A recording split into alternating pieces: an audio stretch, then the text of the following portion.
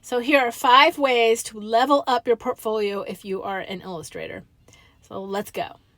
I'm here. I'm spilling the beans. I'm going to be as transparent as I can. Okay, the first one is know your fundamentals. If you want to be a professional illustrator working in publishing or with books or with magazines or what, like I'm doing puzzles now, so puzzles, you should know your fundamentals in your crafts. And it's the same for all illustrators and, like painters or people who are doing like figurative work or whatever. You should know basic color theory, like the color wheel. You should also know about color psychology and what colors mean on the emotional scale.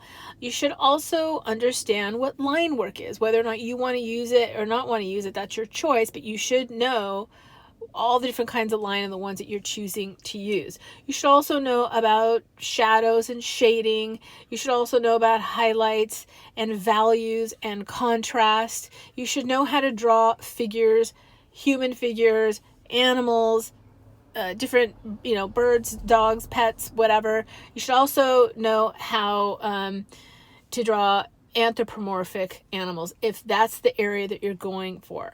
Now, you should also know whether or not you should know how to draw human figures realistically, and then figure out when you're going to exaggerate them and use them as stylistically as in an illustration. Because a lot of illustration work, they are going to exaggerate certain things, especially in the children's area. They might make their heads really big and their feet really small, or little tiny heads and big bodies. Like illustration work, if it's not even kids work, they might exaggerate certain things, but they probably started knowing how human figures work. So those are all the fundamentals for illustration, and you should know them. So that's the first thing. The second thing is you should have an idea of the genre that you want to illustrate for. Now, you could know you can have a genre that you want to be in. Let's say it's children's picture books. And if that's the case, that's your goal, and that's great. And a lot of people like to do that. But I always say with that one, everybody wants that one. I would go for something else so that you can just get in there and start working. And that would be like children's nonfiction. That's what I would go for if I wanted to do picture books, because I could get in and get professional experience. And that way people would see that I've done books, and then I could probably get in that way. But that's my a little strategy I would give you. But generally speaking, you should have an idea in your head of who you're speaking to, who your portfolio speaks to. So it's really speaking to the art director, but ultimately it's speaking to the person that's going to be either reading the material or looking at the picture book or whatever it is that you're trying to illustrate for. So you should have a goal and know who you're speaking to, know your audience. The third thing I think you should have and be aware of is you should have a list of the people that you're trying. Okay, so the third thing you should have is you should have a list of the people that you're trying to connect to, like a list of art directors, a list of editors, a list of people, a list of publishers that you want to work with. And with that, I think you should first find the list of publishers of books that you like, find out who those publishers are, and then find out who the art directors are of those companies. And then from there, get those email addresses. A really quick way to do that is Rocket Reach. I don't know if you know what that is, but it's like you can do it for free. You get I think 10 free lookups before you have to start paying. So it's a little tip there. Okay, so what am I on? 3, 4. The fourth thing, to get your portfolio ready to have your portfolio viewed by somebody like me, an art director, would be, and I probably should have put this at the beginning, but maybe not.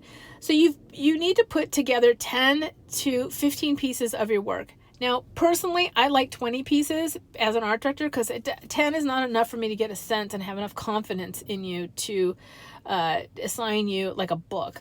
Like a book can be like $15,000. I'm not going to plop $20,000 onto somebody's work that only has 10 pieces in it. I probably wouldn't, unless it's 10 books that have been published. You know what I mean? So I think I would shoot for 20 of your best pieces that really are specific to how you want to be hired or what you want to be hired for. Okay, so within that, in your portfolio, you should pace it in this way.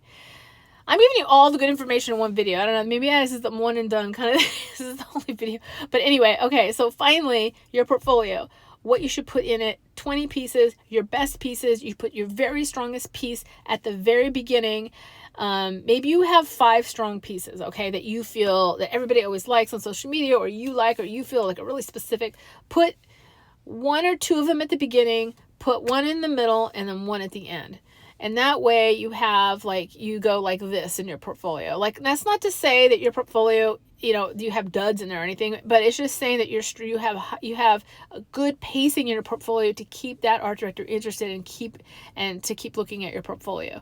And I wouldn't say that they need to look at the whole thing. If they found what they needed and then boom, they book you for that job, then great. But what I'm thinking is, like, you just have strong pieces throughout, and nice surprises throughout. The other thing I would suggest in a portfolio is to make sure that your pacing is like perfection. And I'm going to do more videos on very specifics on this, but just make sure you don't put too many dense pieces together or too many pieces that are really simple together. Like, you want to mix it up and keep the eye interested. A lot of art directors that I know get eye fatigue or portfolio fatigue very quickly, because, like, once you start looking at 10, 20 portfolios, you really start to get, you know, you're just kind of going through the motions. So you just want to keep them excited about what you're doing, and having the pieces nicely integrated within each other is really good. So anyway, I hope this helps.